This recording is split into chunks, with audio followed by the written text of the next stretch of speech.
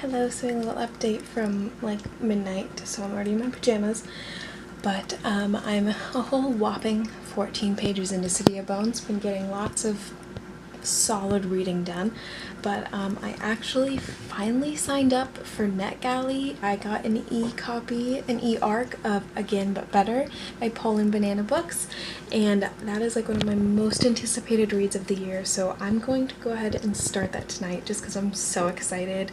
And my friend also got the e-ARC and she read it like all today, so I'm gonna go ahead and start reading that. I'm so excited. I really hope I like it. I think I will, just because I really love her so much and I've watched her go through this whole writing process and I just think it's so cool. So yeah, I will update you later. So a reading update. I started listening to Love in Other Words the other day, a couple days ago, by Christina Lauren, and I'm now about halfway through the audiobook and I am loving it so much. It's a super sweet romance and I cannot wait to see how it ends.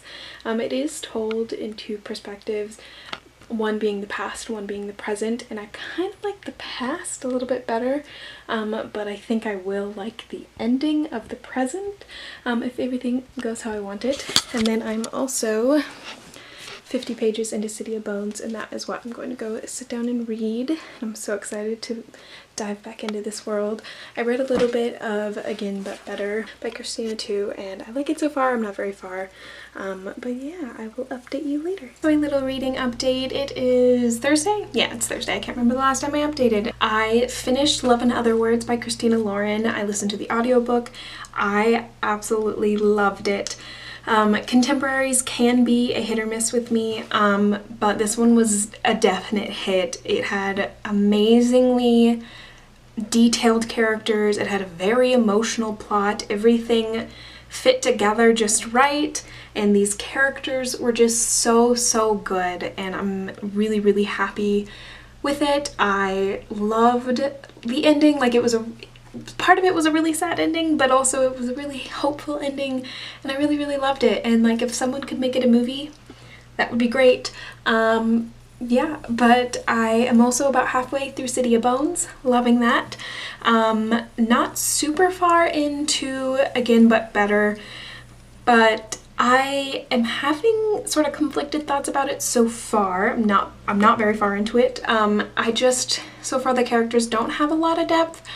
Then again, I'm on page like 50, so like I'm still totally willing to give it a chance. I'm gonna keep reading. I've got a couple days before school starts, so I'm gonna go read the like 6 pre-chapters that my teacher assigned, but then I will have some time to read as well this weekend. So yeah, I will update you later. A reading update. It is Friday and I'm just getting ready to leave for the gym in a couple minutes, but I finished Again But Better last night, and I don't know, I really wish I had liked it. I just didn't. I had a few problems with it. I think first off, just being a contemporary is sometimes just harder for me to read. I just don't enjoy contemporaries as much sometimes.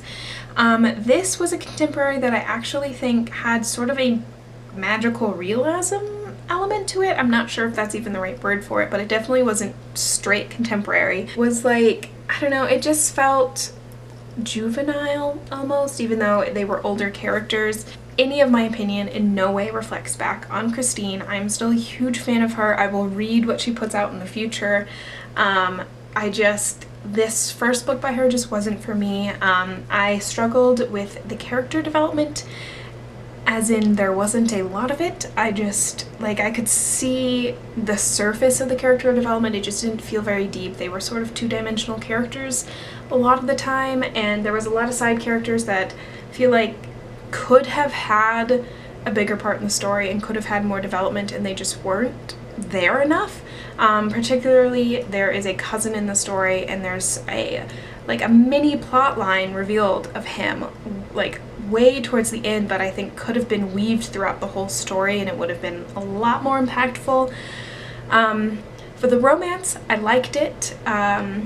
it was, I mean, it was just entertaining to read. That doesn't mean it was super well developed, but I did enjoy that aspect of it, and I did really enjoy the travel aspect of it. I have not really traveled many places, so it was really cool to see through this character's eyes, her going through the different countries in Europe. That part was really cool. I did have some problems with the writing style. I think it was written a lot like someone would directly speak, and I just, sometimes that can bother me. I like there to be more like a writing voice in a book rather than just like a thinking voice, if that makes any sense. And I'm giving like a really in-depth review to this, but like it is an eARC, and I will be doing like a full review on my blog as well. Obviously no spoilers, but yeah, I struggled with it, and I really wanted to love it, and I think that's what made it so hard that I didn't. Also, as like a weird side note pet peeve, I don't know, I just think the amount of references in this book was too much. I get wanting to maybe implement a few of your favorite things into your book because it's a contemporary and you have the capacity to do that. But like the amount of times she mentioned City of Bones, Vampire Academy, and like and Lost, and like all these books and TV shows and like pop culture stuff was just like too much for me. I searched the word Taylor in the document and it came up 15 times. That means she, just under the name Taylor, this isn't counting the times that she referred to Taylor Swift as T-Swizzle, which should be 0, but it was multiple times. She referenced Taylor Swift 15 times, and like, I'm a huge fan of Taylor Swift. Like, I literally have a Taylor Swift shirt on today. But like 15 times in one book, that's a lot, and I just felt like it was unnecessary. But yeah, that just like every time it came up I was just laughing because I just like, you've got to be kidding me. That's some of my thoughts. They're a bit messy. I will be doing a full blog review. Really, I wanted to like it. I ended up giving it a 3 stars on Goodreads, but it would be more like a 2.5, 2.75 stars for me. That being said, I think there are people out there, probably a bit of a younger audience, that will love this book.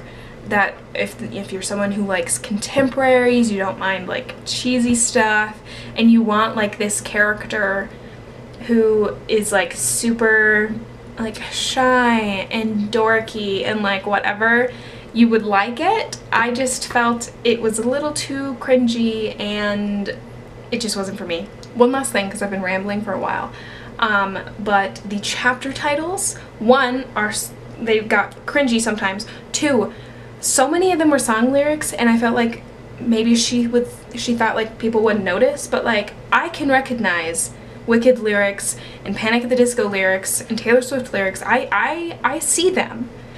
To sort of move on from this one, because sometimes reading a book I don't like, it can be hard to like move on, but I think I'm going to really like The Diviners because it sounds way more up my alley, so I'm definitely going to start that tonight, and I'll update you later. A little update for Saturday. I did start The Diviners last night. I didn't get super far in. I think I'm, yeah, like 30 pages in, but I really like it so far. It's a very atmospheric book, and I was thinking, I don't think I've ever read a book in the 1920s other than The Great Gatsby, so this is a new setting for me and one that I really enjoy.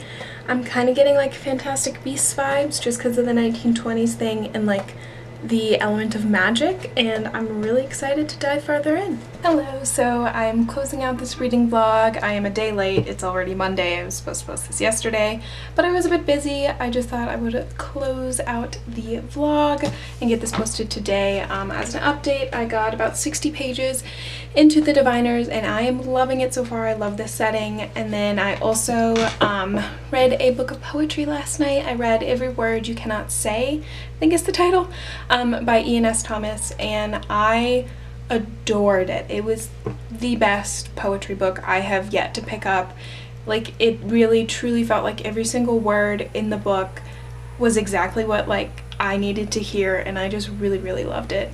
So thank you for watching this probably very messy reading vlog, but that's kind of what I love in a reading vlog. I upload every Sunday or sometimes Monday when I can't keep it together. But thank you for watching. Like, share, subscribe, all that fun stuff, and I'll talk to you guys next time. Bye.